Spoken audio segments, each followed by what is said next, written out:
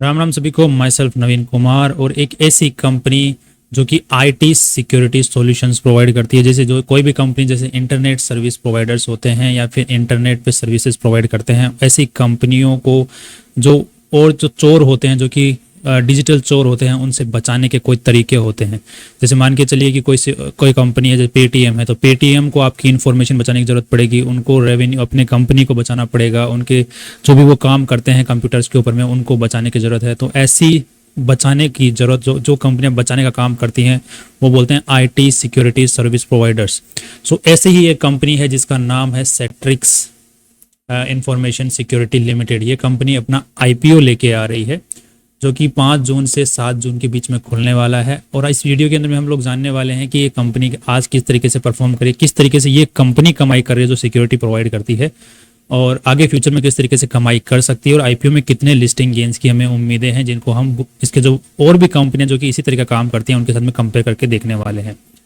अब यहाँ पे कंपनी ने अपना जो प्राइस सेट किया 121 रुपीज़ का फिक्स प्राइस सेट किया है, और यहाँ पर लगभग 21 करोड़ 78 लाख रुपए ये कंपनी इस आईपीओ के थ्रू उठाना चाह रही है। और ये सारे के सारे पैसे कंपनी के पास में जाने वाले हैं। कंपनी का कोई प्रमोटर लोग वगैरह जो है वो यहाँ पर एक भी रुपए का शेयर नहीं बेच रहे हैं।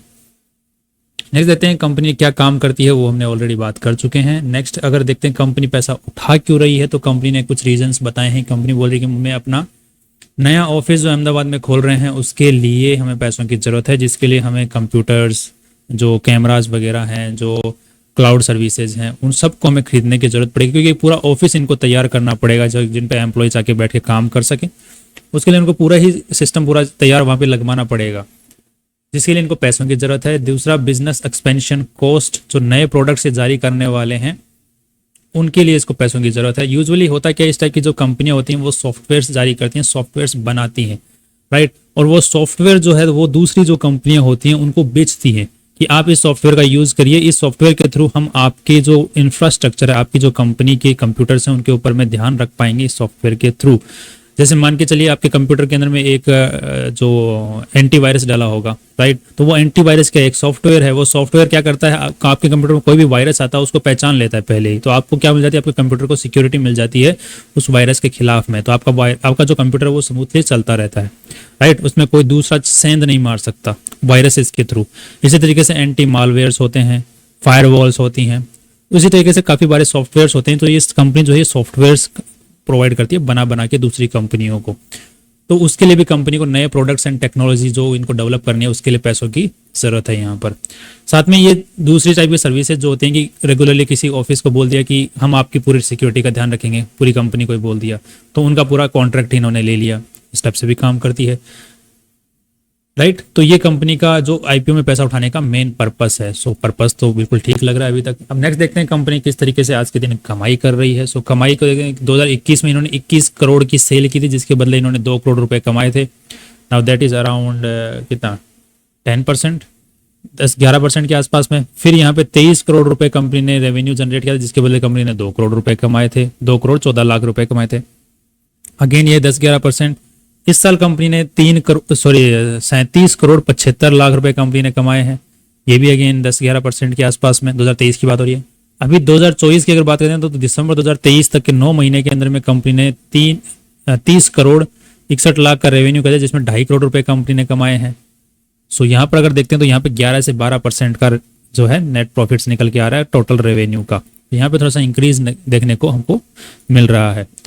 नेक्स्ट देखते हैं कि ये सिर्फ 9 महीने का है, प्रोजेक्टेड बेसिस के ऊपर देखते हैं तो कंपनी लगभग इस साल 40 करोड़ का रेवेन्यू कर लेगी, जिसके बदले कंपनी 3 करोड़ 30 लाख लगभग के आसपास में कमाई कर लेगी, 3 करोड़ 30 लाख 40 लाख के आसपास में। क्योंकि अगर नेट प्रॉफिट निकल के आता है तो वो वही 11-12% के आसपास में निकल के आता है।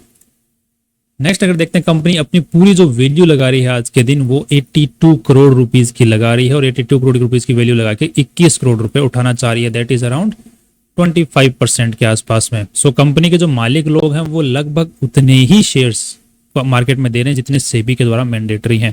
तो कंपनी को ज़्यादा पैसों की मुझे लग रहा है कि ज़रूरत नहीं है, ठीक ठाक पैसे उठाना चाहिए मार्केट में। और एक बार कंपनी जो स्टॉक मार्केट में लिस्टेड हो जाती है तो उसका एक नाम भी, एक रेपुटेशन बन जाती है कि we are a listed company.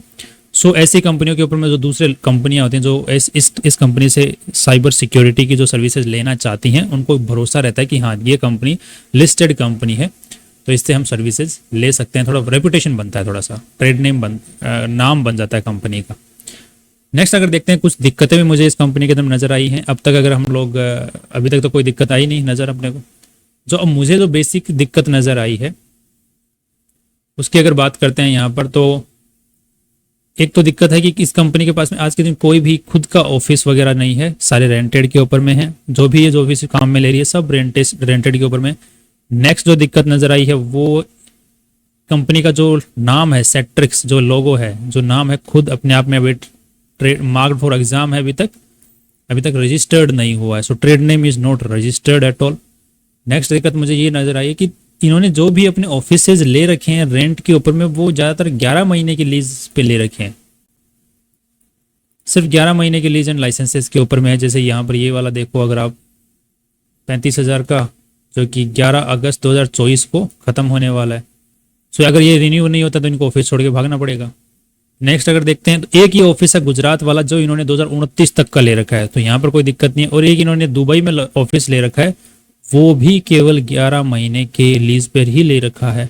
सो ये जो लीज पे 11 महीने के लीज पे इन्होंने कंपनी ने क्यों लिए हैं, क्या रीजंस हैं इसके पीछे? क्योंकि एक लॉन्गर टर्म का ऑफिस लीज पर लेना चाहिए अगर कोई कंपनी स्टेबल रहने वाली है कि मुझे यही काम करना है बैठ के, राइट। तो वो लीज एंड लीफ लाइसेंस के ऊपर ले देते तो कम से कम 4-5 साल 6 साल, उतना तो यूजुअली हम देखते हैं कि कंपनियां लेती हैं, बट इन्होंने सिर्फ 11-11 महीने के लीज पर ही ले रखे हैं। तो एक ये मेरे को बड़ा नेगेटिव रीज़न नज़र आया। सेकेंड एक मेरे को नेगेटिव रीज़न नज़र आया वो इनकी जो ये है P&L statement, profit and loss statement, यहाँ पर देखने को मिल रहा है कि 2022 के ऊपर में इन्हें ये जो रेवेन्यू कर रहे हैं, रेवेन्यू जैसे 22-23 करोड़ का यहाँ पर इन्होंने रेवेन्यू किया है, तो यहाँ पर परचेज ऑफ लाइसेंस जो इनका कॉस्टिंग है, मतलब कंपनी ये तो कमाई कर रही है, अब ये कंपनी को खर्चा हो रहा है। तो ये जो खर्चा है जो ये परचेज ऑफ लाइसेंसेस के ऊपर में है, इस पे लगभग पूरे रेवेन्यू का लगभग 30% के आसपास में खर्चा हो रहा था। 2023 में यही खर्चा बढ़ के लगभग 50% के आसपास में पहुंच गया, 45-50% के आसपास में।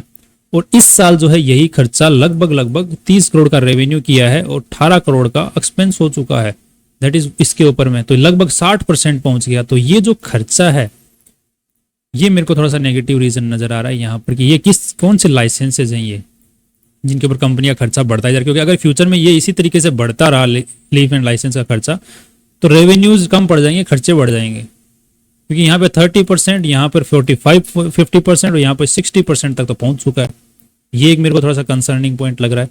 हो सकता है कि कंपनी इस खर्चे दिखा के घुमा रही हो ताकि यहाँ पे नेट प्रॉफिट्स कम देने पड़े। अगर नेट प्रॉफिट्स कम दिखाने पड़ेंगे तो फिर इन्वेस्टर्स का प्रॉफिट ही नहीं होगा, और टैक्स बचाने का अगर नेट प्रॉफिट्स कम दिखा रही है तो फिर अल्टीमेटली इन्वेस्टर्स का ही घाटा हो रहा है। तो राइट, जब तक आप लिस्टेड कंपनी नहीं हो तब तक तो कोई दिक्कत नहीं है, आप खर्चे दिखा के टैक्स बचा लो। बट आपको एक बार लिस्टेड कंपनी हो उसके बाद में आप अकेले प्रॉफिट वाले नहीं हो, आप जो इन्वेस्टर्स जो आपके शेयर्स खरीदते बैठ के उनको भी प्रॉफिट होने वाला है आपको टैक्स देने के बाद में। क्योंकि जब तक आप टैक्स नहीं दोगे तब तक इन्वेस्टर्स को प्रॉफिट नहीं होने वाला है यहाँ पर, राइट। तो ये खर्चा अगर बढ़ता ही रहेगा तो ये एक नेगेटिव रीजन है, और ये कंपनी सिर्फ दिखा रही है तो अब दिखाना बंद करना पड़ेगा। अगर नहीं बंद करेगी तो इन्वेस्टर्स का घाटा होने वाला है।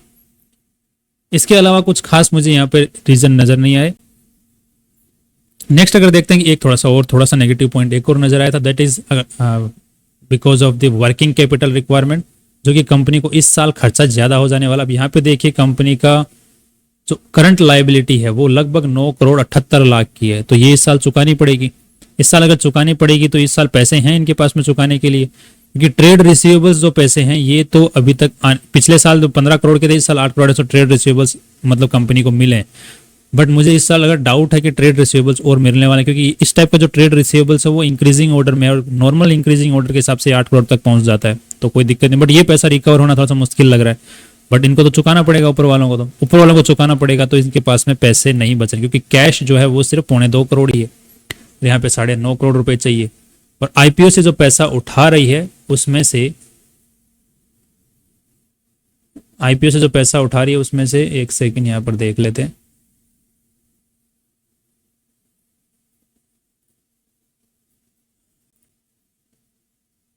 उसमें से लोन के ऊपर में कोई भी खर्चा, लोन क्या है, वर्किंग कैपिटल के ऊपर में जो खर्चा होने वाला है वो सिर्फ 2 करोड़ रुपए ही है।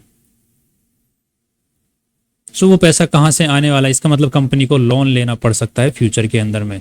सो अगर लोन लेगी तो अगेन कंपनी का प्रॉफिट जो है, नेट प्रॉफिट जो है वो कम हो जाएंगे। तो ये कुछ नेगेटिव रीजंस हैं। सो अभी तक कंपनी ठीक काम कर रही है, अच्छा काम करिए, कंपनी का फ्यूचर बना हुआ रह सकता है। फ्यूचर के हिसाब से कंपनी का जो रेवेन्यू है वो ठीक ठाक ऑर्डर में ऊपर की तरफ में बढ़ रहा है, ट्रेड रिसीवेबल्स भी कुछ खास नहीं है। और नेगेटिव रीजन की अगर बात करें तो कंपनी के पास में खुद का एक ऑफिस भी नहीं है, और जो ऑफिस लैंड पे ले रही है वो सिर्फ 11 महीने के लिए ले रही है, जो कि काफ़ी बड़ा नेगेटिव पॉइंट है। इन्वेस्टर्स जो कंपनी के प्रमोटर लोग हैं वो ज़्यादा शेयर्स यहाँ पर नहीं बेच रहे हैं, that's positive. And next, company का जो खर्चा है वो बढ़ता ही जा रहा है। फ्यूचर में अगर वो खर्चा और भी ज़्यादा बढ़ जाता है तो हो सकता है कि कंपनी नेट प्रॉफिट्स ना कमा के दे पाए इन्वेस्टर्स को। सो यहाँ पर पूरी बहुत ही ज़्यादा लॉन्ग टर्म का अगर मैं सोचता हूँ तो लॉन्ग टर्म के हिसाब से मुझे भी थोड़े से डाउट्स हैं, जिसका मैं इंतजार करना चाहूँगा अगले जो एनुअल रिपोर्ट है अगले साल की, उसके अंदर मैं फिर से देखना चाहूँगा कंपनी ने कुछ सुधार किए हैं या नहीं किए हैं। उसके बाद में लॉन्ग टर्म का डिसीजन ले पाऊंगा। बाकी शॉर्ट टर्म के हिसाब से मैं देखूंगा कि आईपीओ के हिसाब से अगर देखना है तो मैं जीएमपी के बेसिस पे चेक करना पसंद करूंगा। अगर ये जीएमपी मोर देन 80% रहता है तो फिर मैं इसमें रिस्क लेना पसंद करूंगा। That's all my overall view is, and आप अपने हिसाब से व्यू बना सकते हैं अपने एनालिसिस के हिसाब से। And that's all from my side, and see you tomorrow with new important video. See you.